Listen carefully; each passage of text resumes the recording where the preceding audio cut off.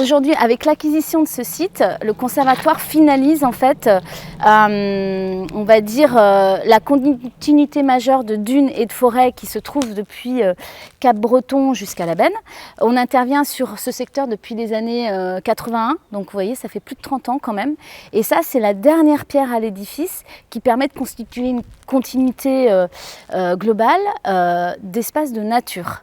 Et donc effectivement, en menant ce site vers une dynamique naturelle, c'est-à-dire en supprimant, en déconstruisant le bâti, on va permettre de créer une continuité sans enjeu, sans bâti et de l'ouvrir au public.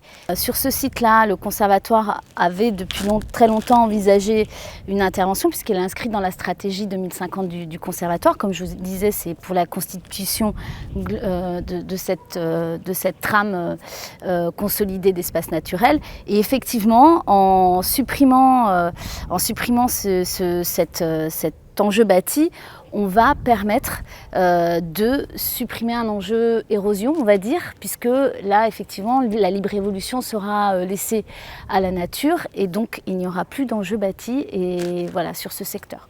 L'idée, c'est vraiment sur le site de faire de redonner la dynamique naturelle de la dune et de la dune blanche, de la dune grise, des dunes qu'on voit derrière là, qui sont des espaces protégés, remarquables, donc de repermettre la mise en place de cette dynamique et ensuite de mettre en place un programme d'animation, de sensibilisation vers la nature. On a la chapelle qui a été restaurée il y a déjà, l'inauguration des travaux s'est faite il y a 2 ans déjà, en 2019, on a fait l'inauguration des travaux. Il y avait aussi une aumônerie qu'on a déconstruite aussi ici, juste à côté. Donc voilà, c'était beaucoup plus simple, l'aumônerie, de la déconstruire que voilà, tout ça.